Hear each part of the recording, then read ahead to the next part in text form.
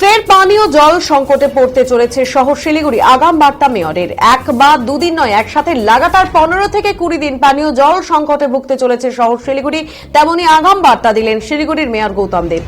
প্রসঙ্গত, কিছুদিন আগে সিকিমের তিস্তা নদীর বাঁধ ভেঙে ঘটে যাওয়া ভয়াবহ প্রাকৃতিক দুর্যোগ আজও মানুষের মনে গেঁথে রয়েছে। পরিস্থিতি কিছুটা স্বাভাবিক হলেও আজও ক্ষতিগ্রস্ত হয়ে রয়েছে উত্তরবঙ্গের তিস্তার বাঁধগুলি। আসন্ন বর্ষা যে কোনো সময় তিস্তার গতিপথ পরিবর্তন হয়ে ঘটে যেতে পারে আবারও বিপর্যয়। সেই কারণে বর্ষার আগেই তিস্তার বাঁধ মেরামতের চিন্তাভাবনা শুরু করল পিএইচই। আর তার জেরেই জলসংকটের মুখে পড়তে চলেছে শহর শিলিগুড়ি।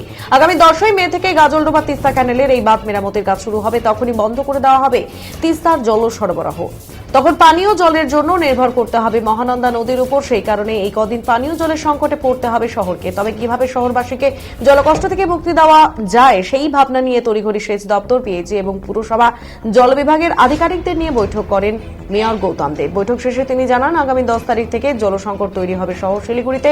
মহানন্দা নদীর জল দিয়ে পানীয় জলের সমস্যা সমাধানের চেষ্টা করা হলেও আপাতকালীন জলের পাউচ, প্যাকেট এছাড়াও বাড়তি জলের ট্যাঙ্ক সরবরাহ করা হবে বিভিন্ন ওয়ার্ডে।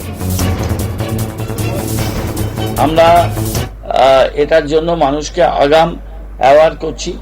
কালকে আমরা ড্রাফট অ্যাডভার্টাইজমেন্ট আমরা সংবাদ মাধ্যম এবং ইলেকট্রনিক্স মিডিয়া, সোশ্যাল মিডিয়া সব জায়গাতে আমরা এটা মানুষকে দিয়ে দেব। এই জল কষ্টের জন্য আমরা মানুষের কাছে আগাম ক্ষমা প্রার্থী। আমরা নিজেরা রাস্তায় থাকব। এর মধ্যে অল্টারনেটিভ ওয়েলের কাজটাও দেখতে যাব এবং তিস্তা যেখানে ওরা কাজটা শুরু করছে ইরিগেশনের ব্যাংক প্রোটেকশন, সেই কাজটাও দেখতে যাব। আমাদের পিএইচই ইঞ্জিনিয়ারদের নিয়ে এমআইসি উনি ঘুরে এসছেন ওয়েলের অবস্থাগুলো এবং অন্যান্য, সেটাও আমরা 2 দিন 3 দিন কন্টিনিউ এখানে ঘুরে আমরা এই বিষয়গুলো তাদের সাথে ঘুরে দেখব। এবং গতকাল